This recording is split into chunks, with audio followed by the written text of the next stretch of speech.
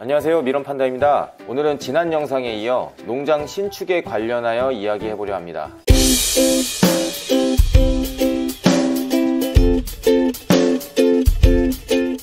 지난 영상에서는 토지 선정에 대해서 말씀드렸는데, 토지를 선정하였다면 이제 사육사를 지어야겠죠. 곤충사육사가 농업용 시설이라 일반적인 건물보다 덜 까다롭겠지만 무허가는 아니기에 허가 절차를 몇 가지 겪어야 합니다. 이 부분은 개인이 직접 하여 허가 과정에서 발생되는 비용을 절감할 수 있는 방향을 생각해 볼 수 있겠지만, 저를 포함한 대부분의 분들이 직접 하는 것에는 어려움이 있을 것이기에 아마 업체를 이용하게 될 겁니다. 업체로는 두 가지가 있겠죠. 하나는 측량사무소고 하나는 건축사무소입니다. 측량사무소는 토지 이용에 관련한 허가를 담당하여 줄 것이며, 건축사무소는 건물에 관련한 설계 및 허가를 담당하여 주십니다. 이 두 군데를 따로 알아보셔도 되지만 저는 측량사무소를 먼저 갔고, 그곳의 사장님께 건축사무소를 소개받아 일을 진행하였습니다. 제 주관적인 생각으로는 이렇게 사무소마다 연계되어 업무를 진행하시는 게 수월하게 진행되는 듯 합니다. 처음 측량사무소도 아는 곳을 간 건 아니에요. 여기 양주는 시청 주변에 측량사무소나 건축사무소가 밀집되어 있거든요. 몇 곳 돌아보다가 터무니없는 가격을 제시한 곳을 제외하고 한 곳을 결정하여 일을 맡겼습니다. 이 터무니없는 거의 사기에 가까운 업체에 대해서는 영상 마지막에 말씀드릴게요. 여러분도 이런 업체는 피하셔야 합니다.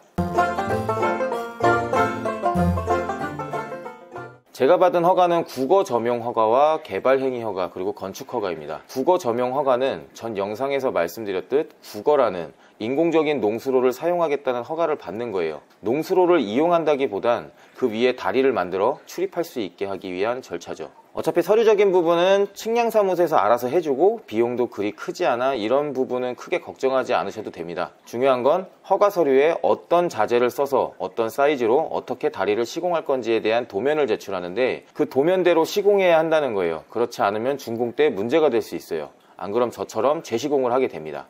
그러니 꼭 시공하시는 분께 도면대로 해달라고 꼭 집어서 말씀을 해주셔야 돼요. 개발 행위 허가는 건축물의 건축, 공작물의 설치, 토지의 형질 변경 등등의 행위를 할 경우 받는 허가인데, 곤충농장이 농업용 시설이기는 해도 성토도 하고 콘크리트도 타설하고 건물도 짓고 하기 때문에 본 허가는 반드시 받아야 한다고 합니다. 이 부분에 있어 중요한 것은 준공이 나기 전까지는 허가 내용 외엔 그 어떠한 것도 하면 안 된다는 거예요. 무허가로 할 수 있는 것도 하면 안 됩니다. 예를 들어 저희는 토지 경계면에 보강토를 쌓을 생각이었어요. 업체를 통하여 할 생각도 있었지만 견적을 보니 8천만 원이라는 거액을 제안받아 직접 하기로 했죠. 에코 매직 블럭이라고 일반적인 보강토보다 작고 시공이 간편한 보강토이기에 충분히 가능하다 생각하였습니다. 또한 높이 100cm까지는 무허가로 가능하다는 것을 확인하였기에 저희는 80cm만 쌓을 거라 부담없이 구매하여 시공을 하기로 했죠. 물건이 도착하고 시험삼아 1층만 약 2m 정도 길이로 쌓았는데, 마침 측량소 사장님께서 이걸 보신 거예요. 전화와서 하면 안 된다고 말씀하시더라고요. 이래저래 이야기 나누다 결국 다시 가서 싹 걷었습니다. 얘기인즉 허가를 받고 시공 중엔 아무리 무허가로 할 수 있는 게 있다 하더라도 허가 받은 내용과 다른 무언가를 하면 안 된다는 거였어요. 준공을 받고 나서는 해도 된다는 거죠. 개인적으로 지금 하나 나중에 하나 결과값이 같은 내용이라 융통성이 없다 생각하지만 법이란 게 그렇다니 수긍하고 철수하였습니다. 그래서 괜히 똥 깨우려나고 보강토값 600만 원만 묶여 있습니다. 여러분은 이런 일을 겪지 않으시길 바랍니다. 근데 지금 생각해보면 보강토를 하지 않은 게 다행인 것 같아요. 왜냐하면 23년부터는 후계농 대출이 5억으로 늘었는데 기존에 3억 받은 사람도 추가로 2억을 더 신청할 수 있다고 하더라고요. 그래서 기회를 봐 사업이 좀 더 커지면 옆에 땅을 매수하기로 하였습니다. 보강토는 뭐 강아지들 집 만들 때 기초로 쓰고 화단 꾸미고 테이블 만들고 하는데 쓰기로 했어요. 마지막으로 건축 허가인데, 이건 저도 아직 준공을 받기 전이라 문제점이 아직 도출된 게 없어 말씀드릴 게 별로 없긴 해요. 근데 왠지 문제없이 지나갈 것 같네요. 도면대로만 시공되었다면 딱히 문제가 될 이유는 없으니까요. 건축사무소에서 전기공사는 해도 된다고 말씀 주셨는데 하지 않고 있습니다. 준공 받기 전엔 아무것도 안 하려고요. 보강토 때 너무 데웠나봐요. 이 부분이 가장 중요할 겁니다. 건축사무소 담당자분께 디테일하게 원하는 농장의 모습을 잘 이야기해 주셔야 돼요. 여기서 몇 가지 가장 중요한 부분이 있는데, 첫 번째는 이중문입니다. 사육실에서 외부로 나가기 위해서는 2개 이상의 문을 거치게끔 되어 있어야 돼요. 그렇지 않으면 곤충 사육 신고 때 문제가 될 수 있습니다. 두 번째는 벽의 두께입니다. 이 부분은 지난 영상들에서도 언급하였듯 엄청 중요합니다. 밀엄 및 슈퍼밀엄은 온습도 유지가 사육의 모든 것이라 해도 과언이 아니에요.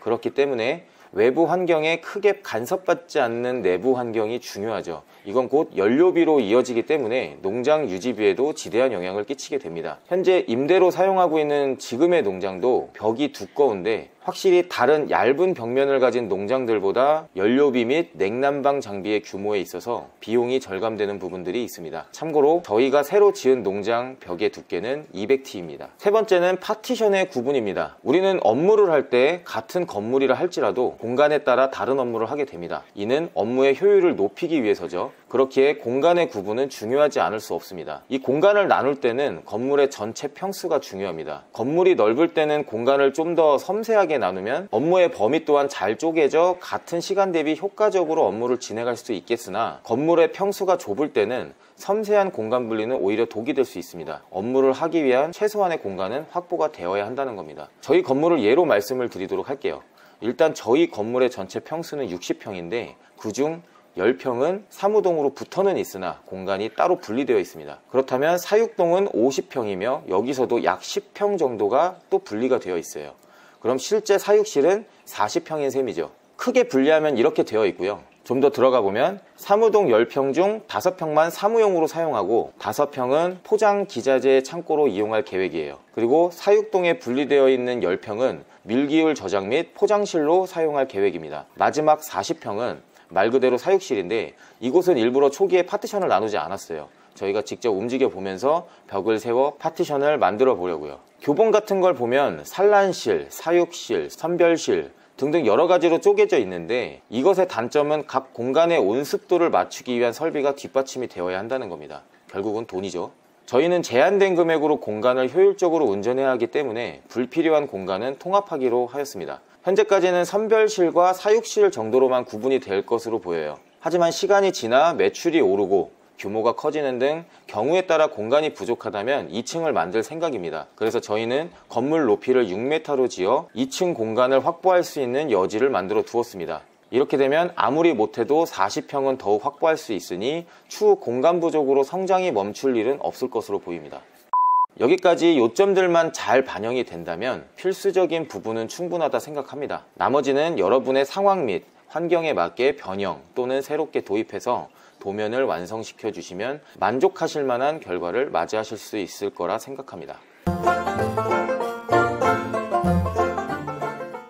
측량사무소 및 건축사무소 선정에서 말씀드렸던 부분인데 저희는 현재 선정한 측량사무소 이전에 어느 지인의 소개로 간 곳이 있습니다.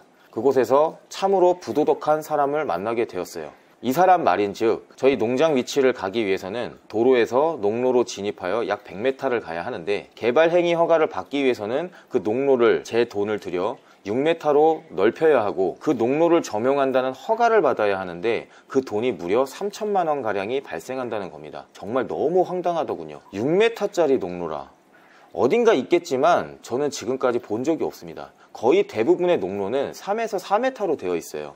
국어까지 포함한다면 5에서 6m 정도 되겠네요. 그리고 그런 무지막지한 돈이 단순히 허가를 위해 나간다는 말이 정말 납득하기 어려웠습니다. 이 생각을 고스란히 그분에게 전달하였지만 개발행위법이 그렇다니 조례가 어떻다니 어쩔 수 없다는 쪽으로 결론을 내리시더라고요. 결국 발걸음을 돌려 사무실로 돌아와 해당 건과 관련된 건축법, 개발행위 허가 기준, 양주시 조례 등을 찾아보며 자료를 모았습니다. 그 결과 여러 가지 얽히고 한 게 있지만 결과적으로 저희는 농업용 시설이기 때문에 해당이 없다였습니다. 양주시 조례 또한 그러한 조항이 있긴 했지만 폐지되었더라고요. 확실히 하기 위해 이 내용들을 가지고 양주시청을 방문하여 담당자분께 문의하였는데 제가 알고 있는 내용이 맞다고 하더라고요. 그분이 그러더라고요. 어디 측량소냐고. 그래서 어디라 했더니 왜 그랬지? 라고 하더라고요.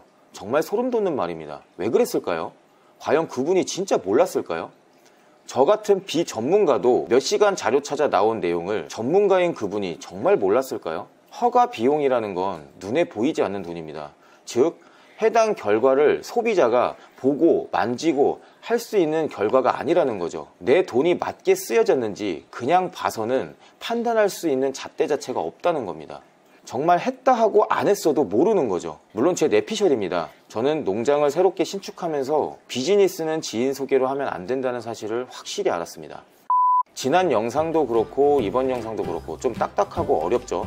하지만 어렵다는 건 잘 모르는 분야라는 겁니다. 그리고 항상 문제는 그 잘 모르는 곳에서 발생합니다. 전문가에게 맡기는 것도 중요하지만 관심을 끊어서는 절대 안 됩니다. 정말 눈 뜨고도 코 베일 수 있습니다. 영상은 여기까지입니다. 영상이 도움이 되셨다면 구독과 좋아요 부탁드립니다.